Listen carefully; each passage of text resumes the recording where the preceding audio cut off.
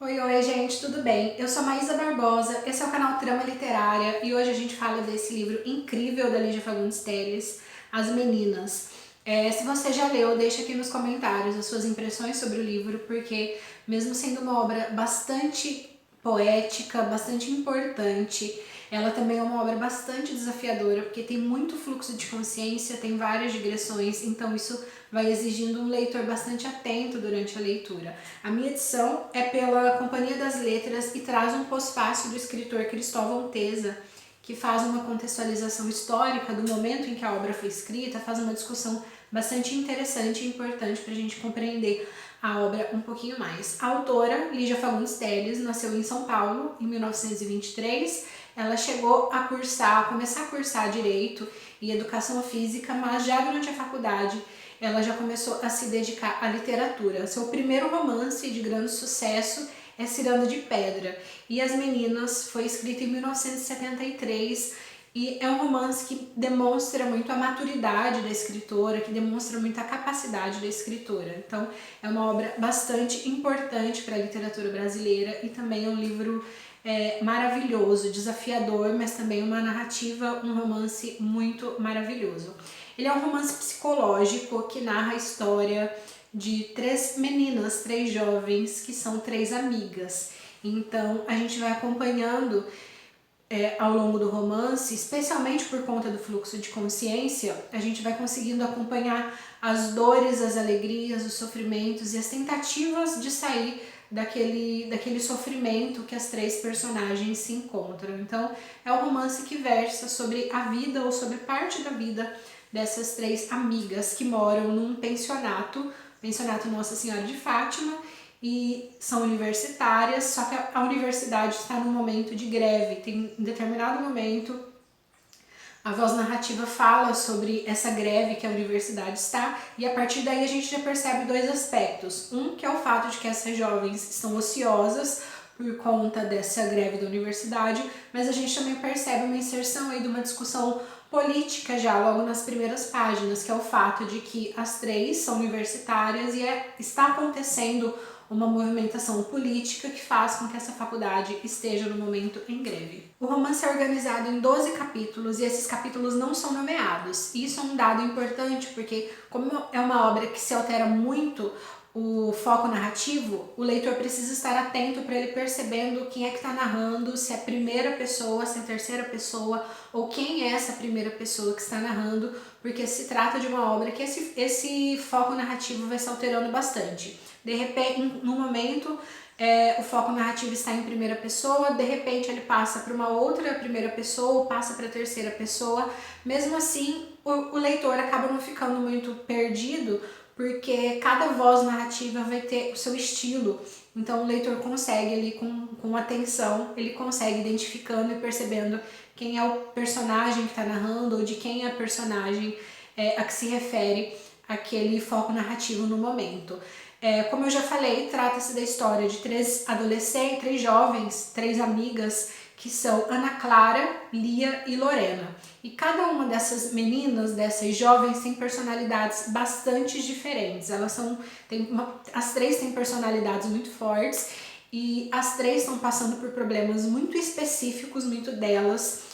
E as três, elas estão tentando se resolver em meio a esses problemas que elas estão vivendo no momento. Boa parte do romance acontece no pensionato Nossa Senhora de Fátima, que é um pensionato mantido por freiras, e a história em si, a história principal, ela acontece no espaço de poucos dias. Mas, como a gente percebe, o romance ele tem quase 300 páginas, e o que vai fazendo com que esse romance se estenda é o fato de que há esses fluxos de consciência e essas digressões. Então, vamos falar um pouquinho do fluxo de consciência. O fluxo de consciência se trata de uma estratégia narrativa que faz com que haja um mergulho no pensamento da personagem. Então, é como se o leitor tivesse acesso, sem o intermédio da voz narrativa, ele tem acesso a esse pensamento da personagem de modo muito direto.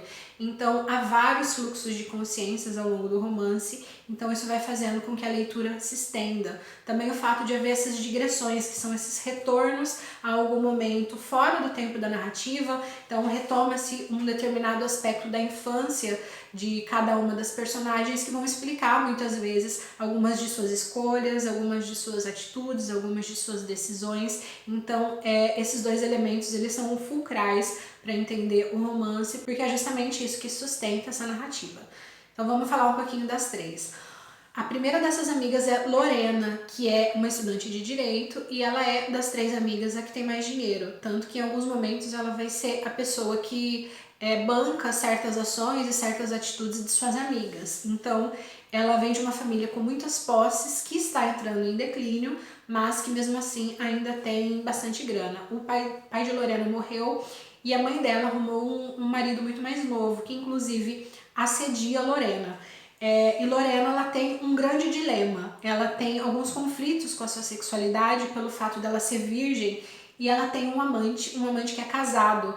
Então ela sonha com uma noite perfeita com esse amante, mas ao mesmo tempo ela tá sempre em crise porque ele não retorna as suas ligações, ele não retorna as suas chamadas, então ela tá sempre meio nesse dilema, será que o MN, que é o Marcos Nemesius, se esqueceu dela? Será que ele ainda pensa nela? Será que isso vai acontecer de verdade?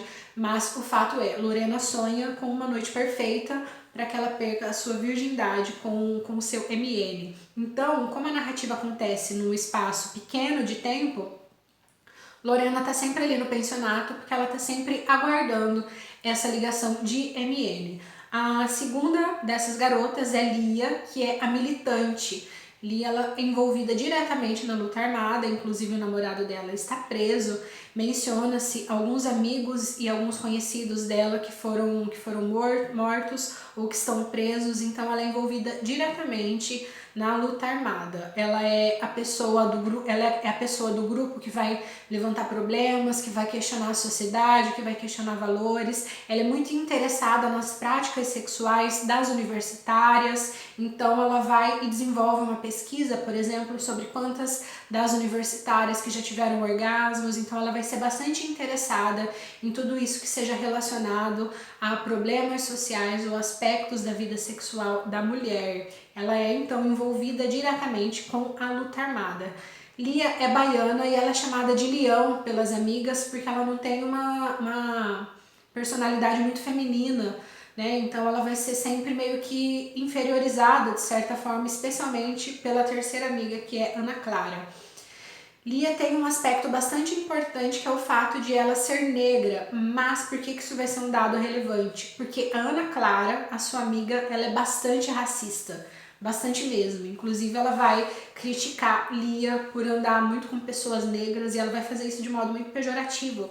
Ela fala de repente sobre a Lia pelo fato de ela andar sempre com a negrada, então ela tá preocupada de repente a amiga dela se casar com um homem negro, que isso para ela seria o fim.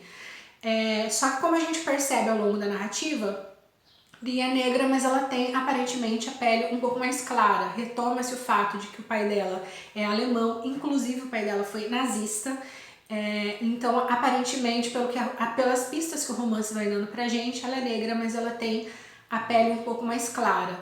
Tanto que em determinado momento, Lorena está penteando seu cabelo e o cabelo dela, pelo que o romance descreve, tá solto, e a Lorena fala: você está parecendo Angela Davis.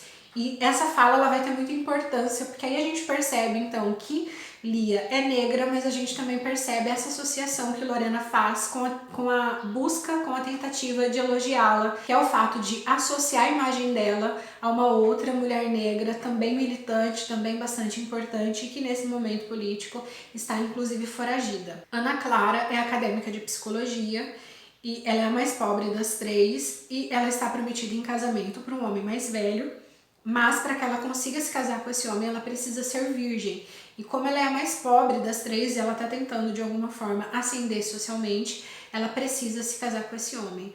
Como ela precisa ser virgem e ela já não é mais, porque ela tem um namorado, o Max, ela está com uma vaginoplastia marcada, inclusive uma vaginoplastia que seria bancada pela Lorena. Então ela tem essa esperança de conseguir ainda casar com esse homem. A questão é, ela está grávida de Max, que é o seu namorado e que é traficante. Ana Clara é descrita pelas amigas como sendo muito bonita.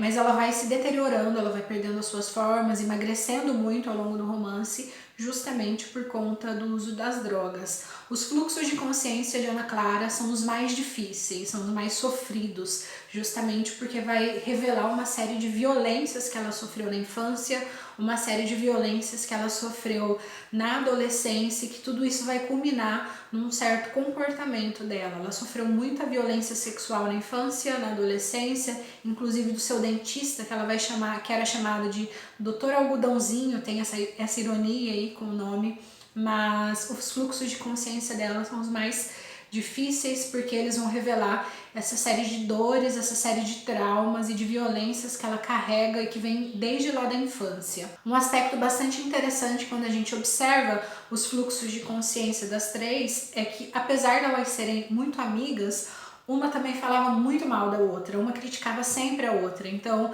a Lorena vai comentar, por exemplo, e vai criticar o corpo da Lia, que ela tinha um quadril mais largo, ela tinha as coxas grossas, então Lorena ironiza ela.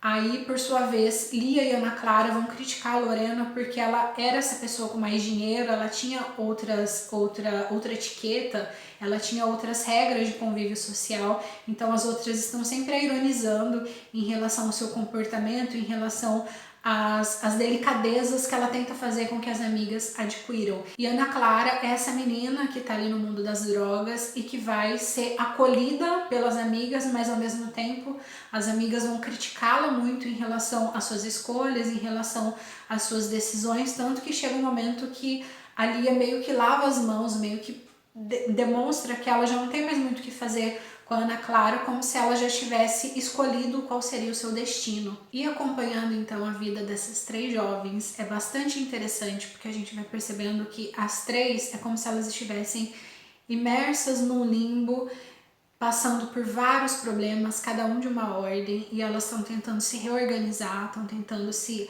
ajeitar, estão tentando sobreviver em meio a essa série de problemas. E, sem dúvida, o fluxo de consciência da maneira por meio da qual a Lígia Fagundes vai construindo, vai deixando a gente muito próximo dessas jovens, justamente porque não há a interferência de uma voz narrativa de fora, como se a gente estivesse no pensamento de uma e de repente a gente mergulhasse para o pensamento da outra, e isso sem dúvida, deixa a obra muito interessante. Bom, essa foi a nossa conversa sobre As Meninas de Lígia Fagundes Telles.